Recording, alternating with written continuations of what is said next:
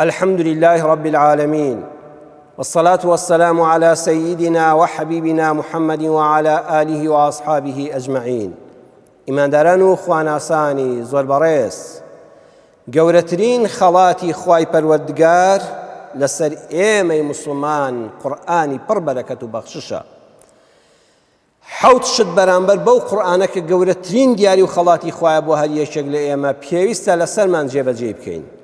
یەکەم فێری ببە، دووەم بیخوێنەوە، سێیەم خەڵکی فێر بکە، چوارەم جوان لێی ورد ببەوە، پێنجەم تێی بگە، شەشەم دەرسی ژیانی لێوەربگرە، حەوتەم کاری پێ بکە. ئینشاءالله لەم وتارەدا بەویست و ڕەحمەتی خوای پەروەردگار دەچینە خزمەت سوورەتی ئەلعەراف. دوو ئایەتی لێوەردەگرین، وانەی ژیانی خۆمانی لێ فێر دەبین. ئینشاءالله بەویستی خوای پەروەردگار لەگەڵ جەنابیشتان و هەموو بیسەران و بینەرانی ئەم وتارەش کاری پێ دەکەین. ئەو کاتە دڵنیابن بەم دوو ئایەتە قورئانیە کار بکەین، وەکو باقی قورئان بەختەوەر دەبین، لە خەم ڕزگار دەبین. ئاواتی مرۆڤی شەر ئەوەیە، والله لەگەڵ ئەم قورئانەدا بە بەختەوەر دەبی، لە خەم و گرفتەکان بەویستی خوای گەورە ڕزگارت دەبێت. ئایەتی 143 لەگەڵ 144 لە سوورەتی ئەلعەراف وەردەگرین. پەروەردگار دەفەرمێ: ولما جاء موسى لميقاتنا وكلمه ربه قال ربي أرني أنظر إليك قال لن تراني ولكن انظر إلى الجبل فإن استقر مكانه فسوف تراني فلما تجلى ربه للجبل جعله دكا وخر موسى صعقا فلما أفاق قال سبحانك تبت إليك وأنا أول المؤمنين. سورة الأعراف آية 143. پەروەردگار دەفەرمێ کاتێک کەوا وعدەدانرا بۆ موسا پێغەمبەر سەلامی خوای پەروەردگاری لەسەر بێ کە بە خزمەتی پەروەردگاری بگە. وكلمه ربه، الله سبحانه وتعالى پەروەردگار ڕاستەوخۆ لەگەڵ موسادا گفتوگۆی کرد. پەروەردگاری موسا ڕاستەوخۆ گفتوگۆی لەگەڵ کرد. موسا ئەبێت چ تام و چێژێکی وەرگرت بێ. والله ئینسان کاتی ئەم ئایەتانە دەخوێنێتەوە هەموو لەشی دەهەژێ، دەنگی پەروەردگاری گوێ لێیە. ڕاستەوخۆ پەروەردگار بەبێ جوبریل قسەی لەگەڵا دەکا. ئالەو کاتەدا موسا پێغەمبەر سەلامی خوای لەسەر بێ گەورەمان سەیدنا موسا ئەوەندە چێژی وەرگرت لە بیستنی پەیامی پەروەردگار، لە بیستنی دەنگی پەروەردگار سبحانه وتعالى لەیسە کەمیثلیه شەیئون. ئەوەندە تامەزرۆ بوو، ئەوەندە شەیدا بوو، تموحی پاڵی پێوە ناو داواکارێکی عەرزی بارەگای پەروەردگار کرد. قال ربي أرني أنظر إليك، پەروەردگار لە ڕێگام بدا، أنظر إليك، بەم چاوانەی سرم بدبینم، بڕوانمە تۆ. خوای پەروەردگار ڕێگام بدا، شێت و شەیدای بینینی جوانی و جەماڵی تۆ بووم ئەی پەروەردگارە. خوای پەروەردگار وەڵامی دایەوە قال لن تراني،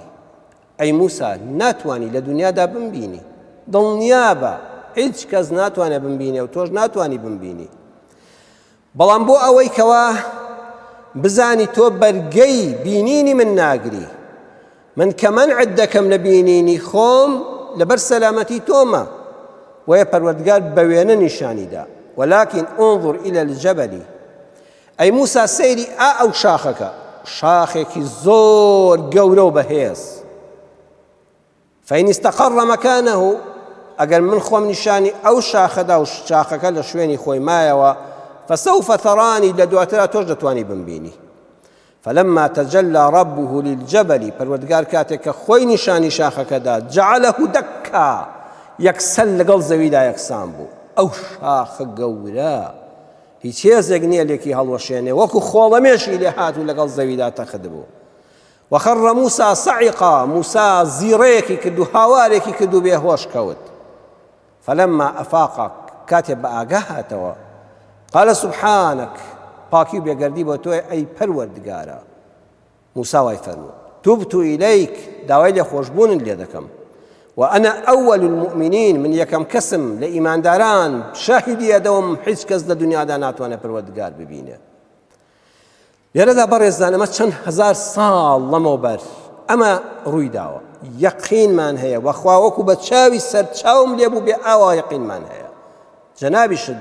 بەشداری ئەم وتارە دەکەوی لەگەڵماناو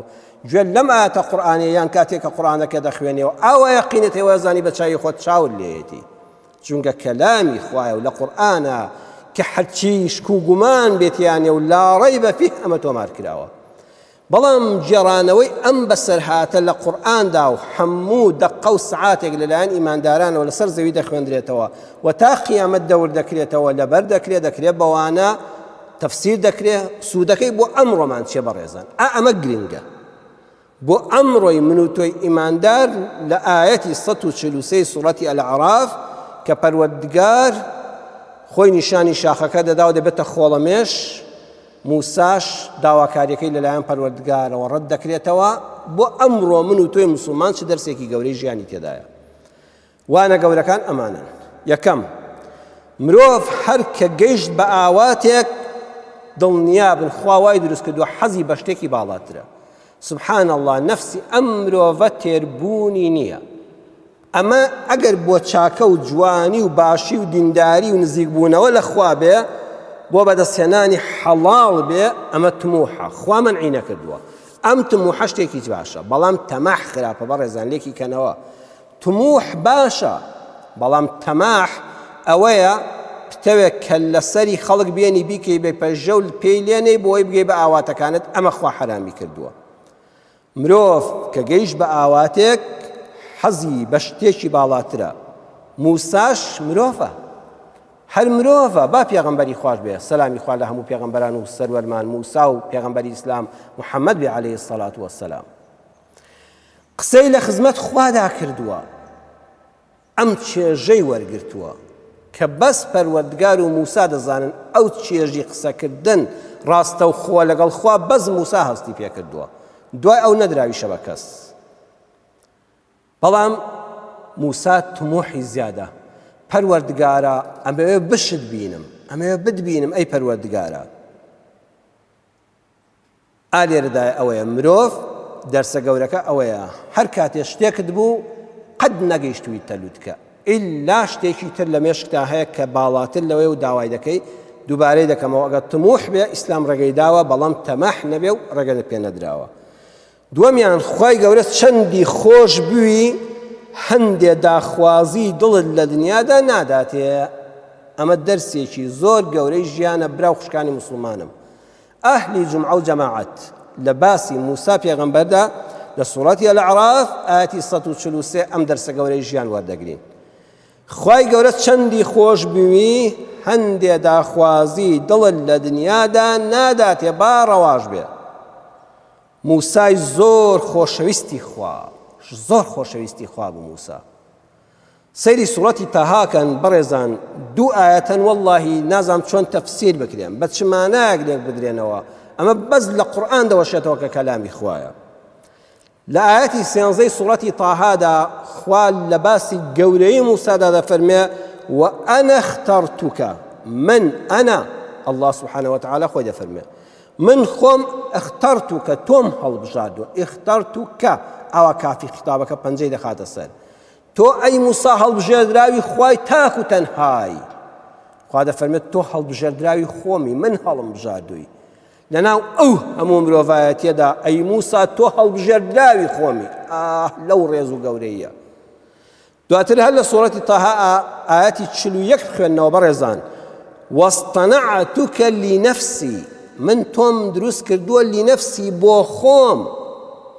پەروەردگار سبحانه وتعالى الله دەفەرمێ ئەی موسا من تۆم بۆ خۆم دروست کردووە ئەوەندە موسا خۆشەویستی خوایە بەڵام کاتێک کە داواکاریەکی هەیە خۆ بەخوا زۆر ئاسان بوو نیشانیدا بەڵام خوای گەورە داواکەی ڕەت کردەوە لەن تەڕانی تۆ ناتوانی من ببینی تۆ لە دنیادا موسا داواکاریەکەت ڕەت کرایەوە لەن تەڕانی لە دنیادا ناتوانی بمبینی بۆیە دەکرێت جەنابەت ئەو پەڕی خواناسبی پڕ بە دڵ ئاواتی شتێک بخوازی. ئاخر هیچ داواکاریەک لە ژیانی سەیدنا موسادا لەم داواکاریە گەورەتر نەبوو بەرامبەر بەخوا کە فەرمووی خوایە دەمەوێت بدڕوانمێ، دەمەوێت بەم چاوانەی خۆم ئەنظر ئیلەیک، خوایە دەمەوێت سەیرت کەم. هیچ داواکاریەک لە ژیانی سەیدنا موسادا لەم داواکاریە بەرامبەر بەخوا گەورەتر نەبووە. جا بیێنە ئاستی بچووکی خۆمانەوە، منیش و تۆش لەوە چێت لە ژیانمانە بڵین خوایە لەم داواکاریە گەورەترم نەبووە بەرامبەر بە تۆ. سەدەقەت کردووە، شەو نوێژت کردووە، لە خوا نزیک بووی، ئەلحەمدولیلا باشی لە خۆتا دەبینی، بە ئەندازەی توانا خۆت لە کەبایر و گوناهە گەورەکان پاراستووە. ئایا دەکرێ بڵێ کە خوا داواکەی وەرنەگرتم، ئاواتەکەم نەهاتە جێ، دوعاکەم گیرانە بوو، نیشانەوەی خوا خۆشی نەویستم؟ ناوەڵڵا. ئاەتەکەی سوڕەتی ئەلعراف ئاەتی 143 پێی وتین فێری وانەی ژیانی کردین. موسا بەو هەموو خۆشەویستی بۆ خوا بۆی هەیە و ئەنە اختەرتوکە واصطنعتك لنفسي، ئەمە هەمومان خوامان خۆش دەوێت کەچی خوا بۆ خۆی دەفەرمێ موسا تۆ ئەوەندە گەورە و خۆشەویستی لە لای من تۆم هەڵبژاردووە بۆ خۆشم، تۆم بۆ خۆم دروست کردووە، کاری تایبەتت پێدەسپێرم. بەڵام کاتێک گەورەترین هیوا و ئاواتی موسا داواکاریە لە خوا ئەنظر ئیلەیک، خوا دەفەرمێ لەن تەڕانی، ناتوانی بمبینی، تۆش دەکرێت ئاوا داواکاریەکان دڕت ببنەوە. سێم هەندێ نەبەخشینی خوا بەخشینە پێت، لە خاڵی سێمە تەواوکەری خاڵی دووەمە. هەندێ نەبەخشینی خوا جۆرێکە لە بەخشینە تایبەتیەکەی خوا بۆت. موسا خۆم نیشان بدایتایە یەقینت هەبێ نەک دەبورایتەوە، وەکو ئەو شاخە دەبوو بێ خۆ بە مێشم دەسووتای. ئاخر جەستەی تۆ لە چاو ئەو شاخەدا هەر هیچ نییە، هەر خۆڕاگری نییە. ئێمە بەرگەی پرشکی ئاگر ناگرین، ئەو شاخە ئەو ئاگری لەسەر دەکرێتەوە و بەردێک بەردوچکەیەکی لێ نابێتەوە، درزێک نابە، قڵشێک نابە، کەچی جەعەلەه دەکەن بوو بە خۆڵەمێش تەختی زەوی بوو. وەڵڵی ئەی موسا ئەگەر داواکاریەکەت جێبەجێ ببوویایە نەک دەترسایی دەبورایتەوە، بەڵکو دەبووی بە خۆڵەمێش. من تۆم خۆش ویست، وەڵامم کە نەدایتەوە ئەوە جۆرێکە لە بەخشین. هەندێک جار نەبەخشینی خوا بەخشینە گەورەکەیەتی. بەخوا جەنابیشت لەوە چێت لە تەمەەن تا جارێک زۆر بە کوڵ دوعات کردبێ هاوسەرگیری لەگەڵ فڵان کەسا بکەیت، زەواج بکەیت، بەڵام بڕواتان هەبێ وەکو داواکاریەکەی موساڕەت کراوەتەوە، چونکە خوای پەروەردگاری ئەلعەلیم و حەکیم ئاگادارە بە حاڵی تۆ. ئەو زەواجت ببوویایە تۆ وەکو خۆڵەمێش دەسووتای، ناخت دەسووتا جەستەت دەسووتە. تخوات چەند کەس هاوسەرەکەی کوشتی کە لە کاتێکە بە حسابی خۆیان بە خۆشەویستی بەیەک گەیشتن، هەموو هیوا و ئاواتی ئەوە بوو بەس هاوسەری فڵان کەس بێ کە بەدەستی فڵان کەس کوشرا، بەدەستی فڵان کەس سووتێنرا و کرا بە خۆڵەمێش. ئەگەر تۆ لە خۆشەویستانی خوابی زەواجەکەت بۆ ئاسان ناکە و ڕەتی دەکاتەوە، چونکە عیلمی خوا ئەوەیە بۆ تۆ نابێ، ئەمە تۆ دەسووتێی نەکرد دەبورێیتەوە. داواکاری مناڵت هەیە چەند ساڵ دەپاڕێیتەوە بۆ مناڵ، خوا خۆشی ناوی بەرە وەڵڵا خوا زۆری خۆش دەوی کە مناڵەکەی نەداوە پێت، چونکە لەوە چی ئەو مناڵە ببێتە مای سووتانت، کوژرانت، سووتانی کەرامەتت، ڕێزت، ژیانت،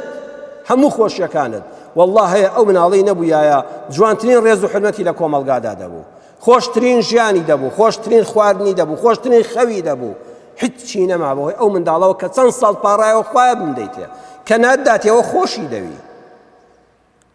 ئەو ماڵە، ئەو پارەیە، ئەو پلەیە کە دوعای بۆ دەکەی و کەچی گیران نابێ، ئەو نمرەی هەموو هەوڵی خۆتدا لە پۆلی 12دا، بەڵام بەدەستن نەهێنا. بڕواتان هەبێ بەدەستت بێنا دەبووی بە خۆڵەمێش کە خوا ڕەدی کردەوە و دوعاکەی وەرنەگرتی، ئەوەش هەر بەخشینە و بەخشینی گەورە و تایبەتە. وەکو چۆن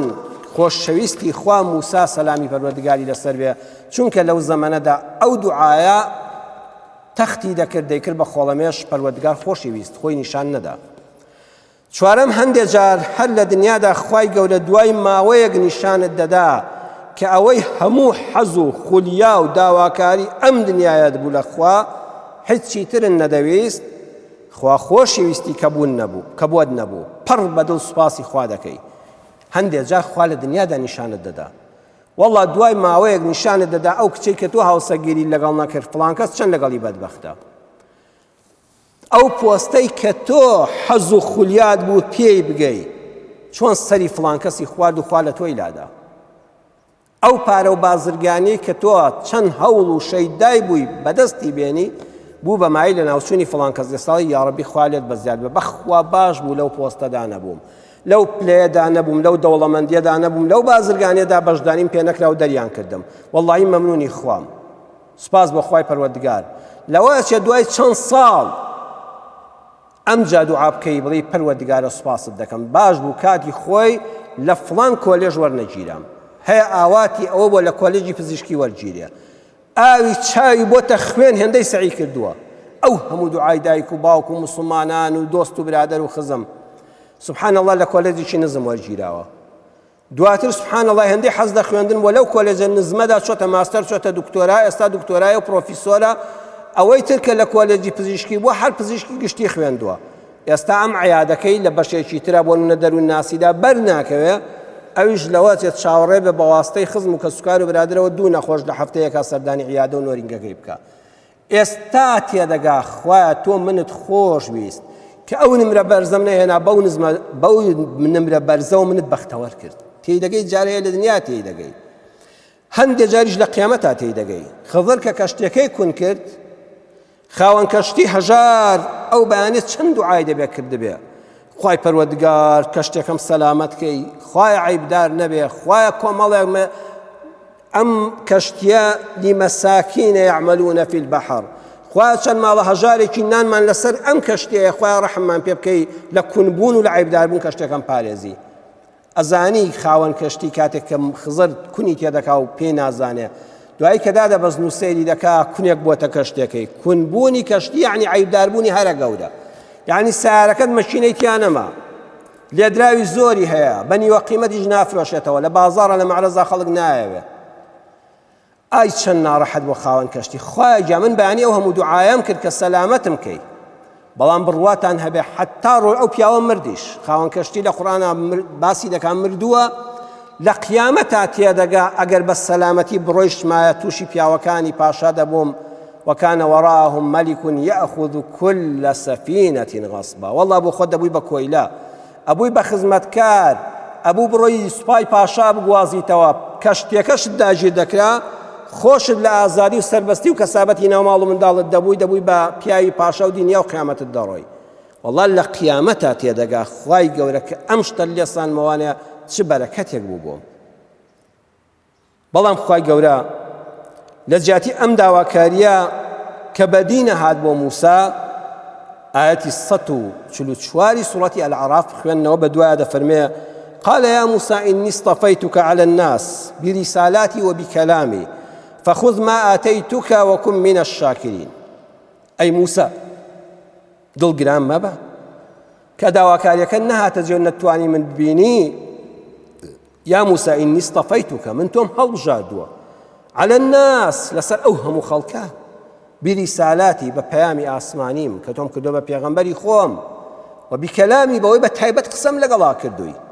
وكم فخذ ما آتيتك دعوي كوابين بخشي دستي فيه وبقرا وكن من الشاكرين لريزي سباس گزاران دابا باقي موانا كان بوجيان لم آيات شاور قرين عرضم كردن القرآن هروانية أما تشيلوكو بسرهاتي كي كان 1000 سال لما وبرنية إما أواجير نوسي كردي كينو بيخويني نوا منو توي مسلمان لموتاري جمعة دا حمو جمعة إما قال لمالي خوش معنا بينوكو مزقود والي قال جنابتان دا ريك درسكاني جيان بخوا فير دبين تخوا بلاوي كانوا أخوتانو مالو من دابا دياري ودانيشا لقل قرآن كدا جا حتى قرآن بخويني وجارش كأمو تارد ببيد دكويته كارليكي لقل هذا كي بيستي خواي پروردگار والله بختور من دكا والله ششكان من لا آسان دكا وشارسد دكا وأنا كان يكم كآواتي بينيني خواي قورد نها تدي أي موسى نچي وهمو خلاطة قوريتر اللي برچاو بشوك ببيتوا تو پیغمبري مني قسم لقل كردوي أما لقل موسى دا بخوا هل يكشك لإيمش إني اصطفيتو كمان هيا تو نيوش دكي جنابت الحمد لله قرآن دخويني بخوا وكو موسى قسل لقل خوا دادكي وخوا قسل لقل دادكا يستعمل الله أو سرتاي وتارك باسم كد أبيت تشيجو تاميكي ورقت فيها بس موسى استي فيها كردوا كخوا قسل لقل كردوا دەوەڵڵی ئەم ئیسلامەتی ئێمە ئەوەندە بەختەوەرین ئێمە بە مسلمانیەتی ئەو قورئانە چونکە وەکو خۆی ماوەتەوە ئاخ بەس ئەم کەلامەیە یەک کتێبی ئاسمانی لەم سەر زەویەدا بە سەلامەتی نەماوەتەوە بەس قورئان والله کە قورئان دەخوێنیەوە ئەوە ئێمە نازانم لەگەڵ یا ڕاهاتوین ئەی ئینسان دەبێ هەموو لەشی بلەرزێ ڕێک خوا قسە لەگەڵ دەکات بەبێ واسطە خوا قسە لەگەڵ دەکات ئەوە بۆ تۆ هاتووە دەجێ خوا تۆی هەڵبژاردووە بەسەر خەڵکە کە قورئان خوێنی کە ئەهلی قورئانی والله کە نوێژ دەکەی ئیاکە ڕێک ڕاستەوخۆ وەکو موسا قسە لەگەڵ خوادا دەکەی خواش لە ڕێی قورئانەکەەوە قسە لەگەڵا دەکات خوا ئێمەی زۆر خۆش دەوێ خەڵکینە کە مسلمانین کە ئەهلی قورئانین کە ئەهلی قیبلەین کە ئەهلی مزگەوت و جومعە و جەماعەتین ئەوەی بە تۆ دراوە خوا دەفەرمێ عەلە الناس ئەی موسا ئەوە بەسەر هەموو خەڵکیدا تۆم هەڵبژاردووە دووپاتی دەکەمەوە هەر یەکێک لە ئێمەی مسلمان ئینی استەفەیتوکەمان هەیە لە لای خوا بەخوا خوا هەر یەکێکمانی هەڵبژاردووە بۆ کارێک دکتۆر عایز القەڕەنی کتێبێکی هەیە وەحی الذاکرە چاپی یەکەم 2022 چاپکراوە دارولقەلەمی دیمەشق چاپی کردووە لە لاپەڕەی 101 دێڕێکی زۆر جوانی هەیە دەڵێ انظر إلى من هو دونك بردوام بڕوانە ئەو کەسەی کە لە خوار خۆتەوەیە لە چدا في الجسم لە لاشەدا بە لاشەی خۆت ناڕازی ئەتخوات چاوێک وردکەوە هەر لەوانەی دەوروبەرت هەر لە تەلەڤیزۆنەکەەوە لە سۆشیال میدیای موبایلەکەتەوە سەیری کەسانێکی جەستە شێواوە بکە و ئەمجا سەیری جەستەی خۆت کە وەسوورەتی بە ڕوخساری خۆت ناڕازی خاتون دکتۆری جوانکاری نامێنێ بە دویان نەگەڕێی لەشت بە هەموو بە مادی ژەهراوی پرسلیکۆل و نازام چی دەکەی بەس سەیری ڕوخساری کەسانێکی خوار خۆتەوە کە بەس ئەوەندە سیر کە بەستە والمال بە ماڵ و سەرەت و سامانەکەت ناڕازی وەکو فڵان کەسی خزم و برات دەوڵەمەندنی ئەتخوا سەیریش فڵان کەس بکە کە لە ترسی قەرزاری مناڵەکانی بەجێهێشتووە والبەیت سەیرێکی خانووەکەت بکە کاکە بە دوو ژوورەکەت ناڕازی ئەتخوا سەیری فڵان کەس بکە کە کرێکەشی پێ نادرێ والوەظیفە بەم وەظیفەیە ناڕازی کرێکاری ناڕازی بە کرێکاریەکە دەتخوا سەیری کابرایە بکە کە دوو قاچی بڕاوەتەوە بەس قاچم هەبوویە خۆزگە ڕۆژتایوارە کرێکاریم کردایە وەذوڕیە بە مناڵەکان ناڕازی هاروهاجن ئەخە کە هاروهاجن لەخوا بە زیابە نیشانەوەی سەلامەتن ماڵەکەت پیس دەکە نیشانەوەی کە چالاکن فڵان کەس مناڵەکەی شەلە لێدرا وەڵە خۆزگە هەموو ماڵەکەی وێران کردمایە هەستایە هەموو ڕۆژە دار و دیواری بنووسیاوە پیسی کردایە بەس منداڵەکەم شەلە لێدرا و نەبوویایە خاتون تۆ لە چی بێزاری برام لە چی بێزاری لتعلم أنك فوق ألوف من الناس بخوا وكاتب ودر كي إخواتو هل جاردون لنا هزاران هزار خلق دا ألوف نقل ألوف نقلف نقلنا هزار خلقه هزاران كس تولى السرو أوانا وتو خواي جورا خلاتي جورا في بخشي لكوتاي وتارك دا ظلم پیغمبر خوا صلى الله عليه وسلم فرموي ارضى بما قسم الله لك تكن أغنى الناس أقد تود من ترين كسبي راضي بوي كدواي هو همتي خود كهمو جهدي خود بكارينا خوا أوي بقسمت كدوي بقسمتي خوا راضي بتود من ترين كسي چونك الدنيا أوي خوا بوي هالبجادوي خير من اختيارك لنفسك بخوا بو خود ندزاني أو بو خود هالبجاري اختياري خوا باشترا إن شاء الله بإذن الله وتعالى قد رجنا كينا وحلي دقدين بوتاري داهاتو لخدمة أم بابة بيروزة دا يا ربي خوا على قرآنك زيادة البهرة مند ما كي شار زمان كي يا ربي خوا على خدمة أم قرآن دا شرف مندت كدوين يا ربي خوا علي حالي بين تيب جين كاري بيبكين بلاي بكين وخلشي فيركين خوش من كاري بيبكين يا ربي ببركة الشفاء أم قرآن الشفاء نخوش كان ما بو بنيري يا ربي خوا وانا نخوش الشفاء بو بنيري درمانك درزيك علاجك حبيب كان بو بكي بلا بردني آزار كانوا هنا شفاء يا شافي هل تنها شفاء بدستي تويا لمردو كان ما نخوش برحم بحالي زين دو كان ما مكي يا ربي خوا بختوري الدنيا وقيامة ما مكي آمين آمين آمين الحمد لله رب العالمين